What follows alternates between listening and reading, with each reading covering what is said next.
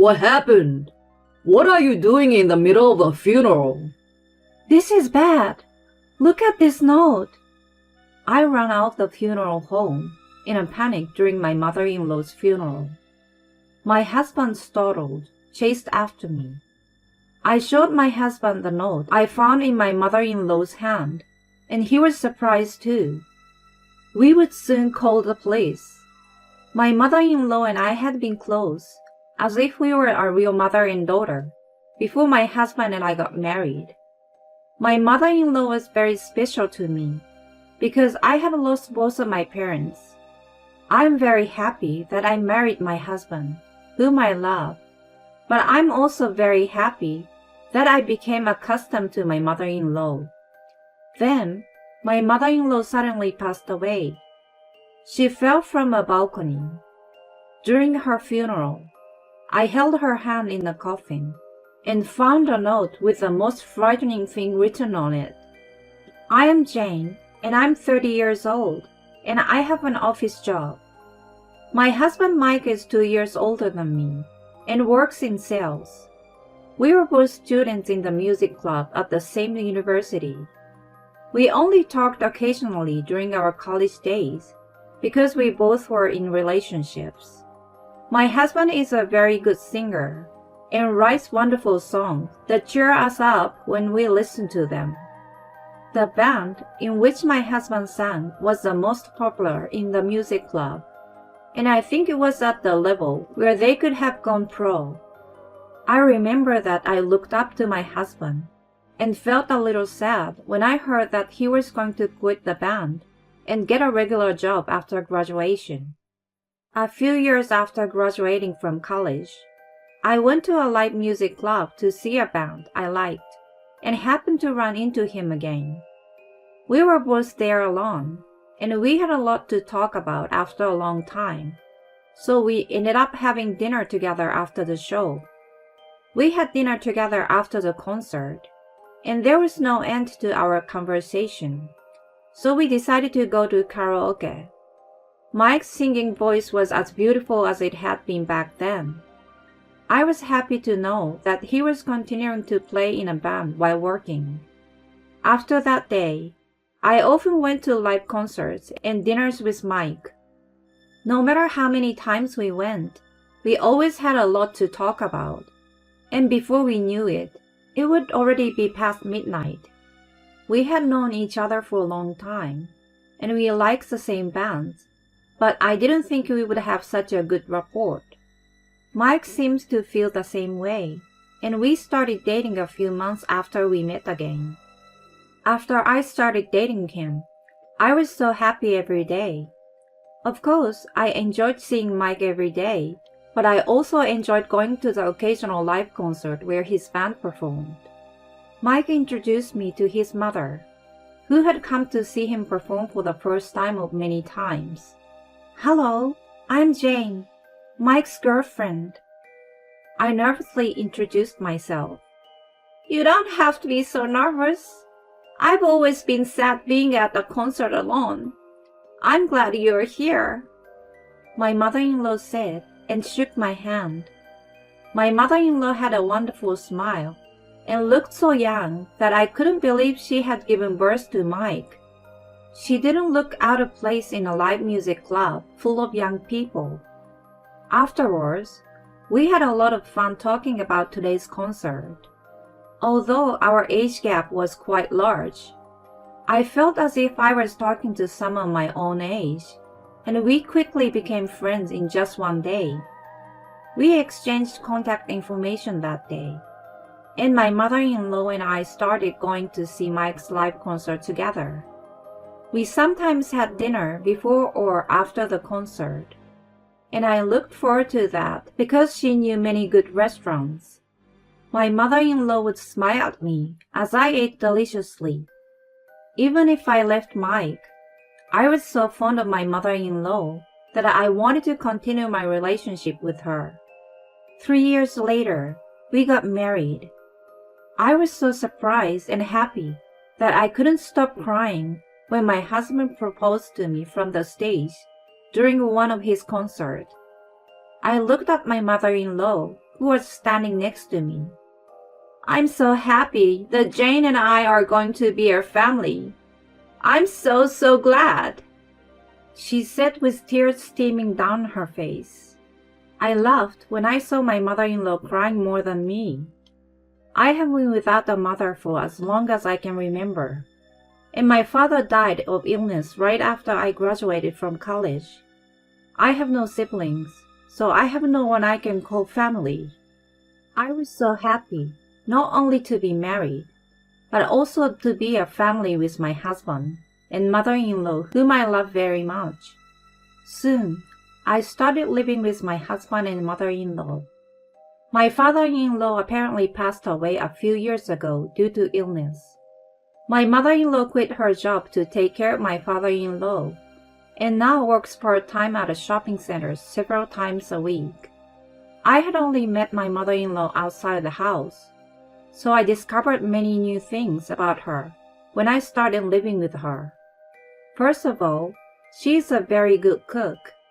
She's very skilled and makes dishes every day that are restaurant quality. She told me that her hobby is to go to many good restaurants and study cooking every day. Another thing is that she lives a very healthy lifestyle. She gets up early in the morning to go running, stretches carefully every night, and go to bed at 10 p.m. I thought my mother-in-law's usefulness came from her daily efforts. I have always loved my mother-in-law, but living with her every day has taught me a lot about what I need to learn from her. I've become a better cook, and although not as good as my mother-in-law, I've unknowingly lost a lot of weight that I hadn't lost in a long time because of my healthy lifestyle. Since we got married, a lot of great things have happened. I'm so happy every day. I have nothing but gratitude for my husband and mother-in-law. My husband and I have been able to be like lovers, just as we were before we got married.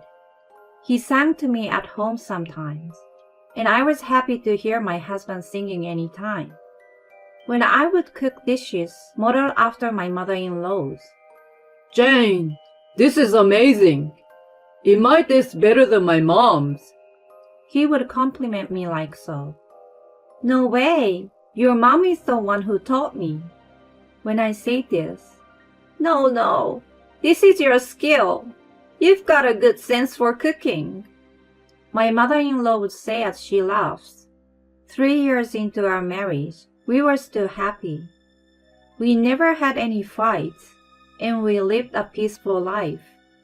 One day, however, the atmosphere in the home changed when my sister-in-law suddenly returned home. My sister-in-law, Amelia, is 5 years older than my husband. I couldn't believe that she was family with my always cheerful mother-in-law and husband, since she had an overbearing personality. We invited her to our wedding, but she refused. So this was the first time I met her. She had been married and a housewife, but she was divorced and had suddenly returned home. She did not tell my mother-in-law and my husband in advance about it, and they were surprised to see her. I'm going to live here from today. Would you clean up my room? My sister-in-law said coldly to me as I was about to greet her. I was off work that day, so I did as my sister-in-law told me and cleaned up her room, which was in a state of storage. My husband and mother-in-law said they would talk to my sister-in-law. For the first time since we got married, there was a sense of discomfort in the home. As I was cleaning up, I was listening to the conversation. I don't mind you living here, but you have to work and put money in the house. Don't cause trouble for Jane, my mother-in-law said. I know that.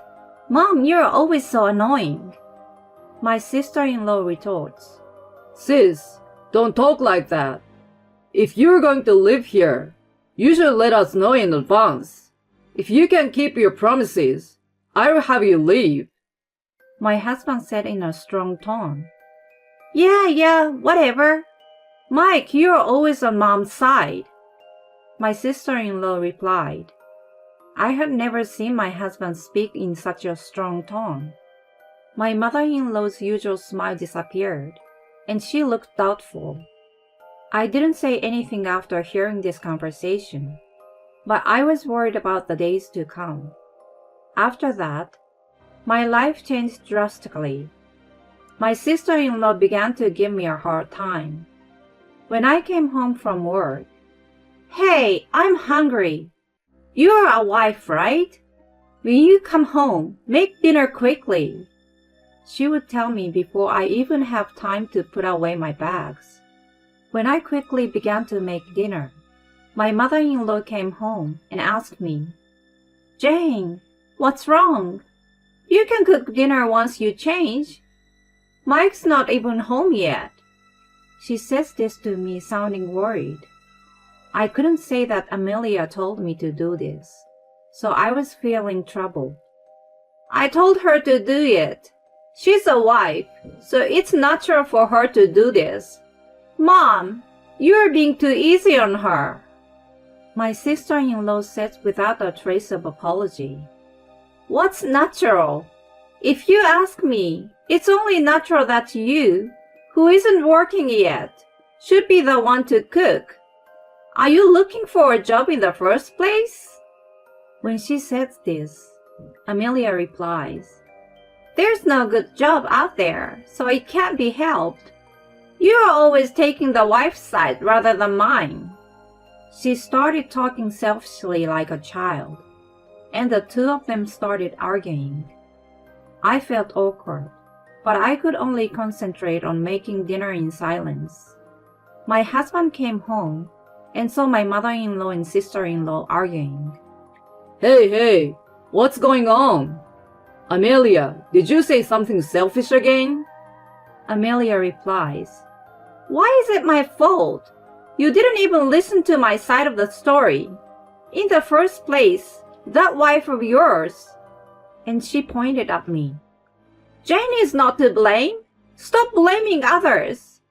And then the arguing continues. I get it now. Both of you stop it. The food Jane cooked is getting cold. Let's eat dinner.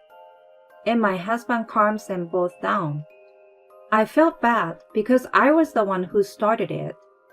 I'm glad my mother-in-law is protective of me, but that makes my sister-in-law angry. I didn't know how to behave properly anymore. After my sister-in-law went back to her room, "Jane, I'm really sorry. If she says anything to you, you tell me right away." Jane, I'm really sorry. My sister has always been like that, they told me. After that, my sister-in-law would give me a hard time, and there were many times when my mother-in-law would defend me, and they would end up arguing. Each time, my sister-in-law would say, "I can't believe you take the wife's side instead of your own daughter's." I think my mother-in-law is not only taking my side, but she's angry with my sister-in-law because she's the cause of the problem. But it hurt to hear her say that. And when the two of them argue, my husband gets angry too. It got to the point where there would be a fight at least once a day. My sister-in-law says she's looking for a job, but there's no sign of her starting to work at all. She does not do any housework and spends most of the day in bed or on the couch looking at her phone. My mother-in-law, who used to smile and look so young every day, seems to have aged a little since my sister-in-law came back. I wonder if she gets tired of arguing with her. My husband has stopped singing at home. He hasn't performed at any live concert recently. It seems that the happy days we used to have just a few months ago were just a dream. A few days later, while I was at work, I received a phone call from my husband. My mother-in-law had fallen from the balcony and had to be rushed to the emergency room. Since we live on the 5th floor, I was so worried about my mother-in-law that I left work early and headed for the hospital. However, by the time I arrived at the hospital, My mother-in-law had already passed away. The atmosphere in our home had been bad recently, and I didn't have as many chances to enjoy talking with my mother-in-law as I used to. I couldn't stop crying for a long time, thinking that there were so many things I wanted to talk about and do with her. My sister-in-law was at home when my mother-in-law fell off the balcony. I wondered for a moment, could it have been my sister-in-law? But I tried not to think about it, because even though we weren't close, I knew she wouldn't go that far. According to my sister-in-law, my mother-in-law was hanging the laundry on the balcony. My sister-in-law said that she heard a loud noise as she was lounging around as usual, and when she went to the balcony, she couldn't see my mother-in-law and called the police. My sister-in-law was crying as she spoke. We then made arrangements for the wake and funeral. My husband made most of the arrangements, but the time passed in a flurry as we dealt with many relatives and acquaintances of my mother-in-law. Surprisingly, my sister-in-law was also very cooperative and did a lot of work. I decided to concentrate on sending my mother-in-law on her way during the funeral. At the end of the funeral, I said goodbye to my mother-in-law in the casket. As I recalled everything that had happened to my mother-in-law from the day I met her until now, I was filled with many thoughts and feelings. With tears streaming down my face, I took my mother-in-law's hand for the last time and found a small piece of paper in her hand. When I took it out, it looked like a torn piece of a notepad. Curious, I looked inside the note and was astonished. I couldn't stop shaking at the sight of the dreadful note and ran out of the room. People in the hall were looking at me with a buzz. As I was outside crying and shaking, my husband came after me. What happened?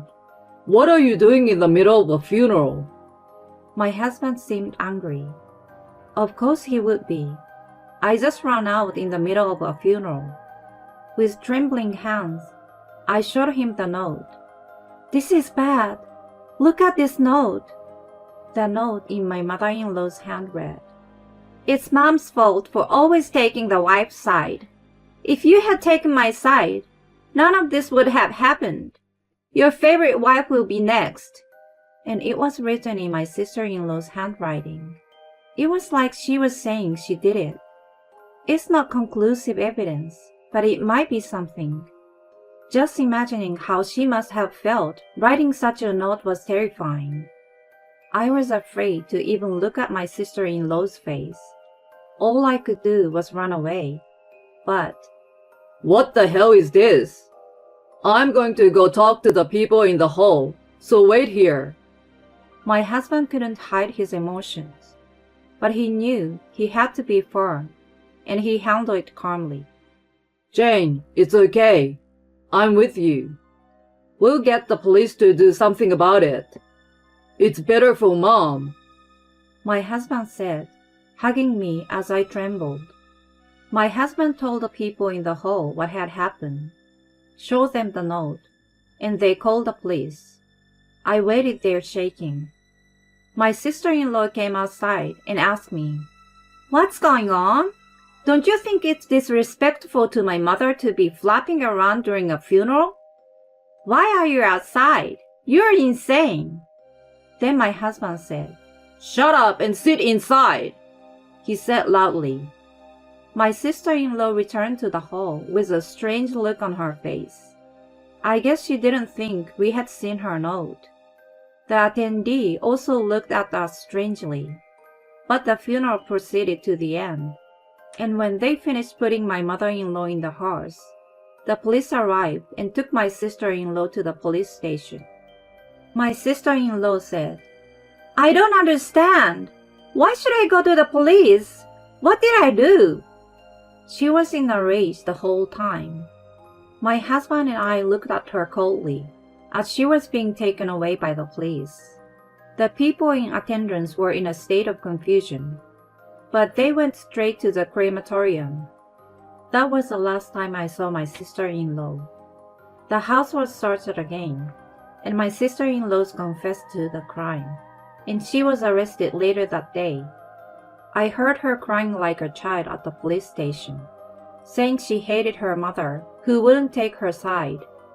They found sleeping pills in her room, which Amelia mixed into my mother-in-law's drink, and then instructed her to dry the laundry. While drying the laundry, my sister-in-law apparently pushed my drowsy mother-in-law on her back. She really only meant to injure her, but she died, partly because of the concrete underneath.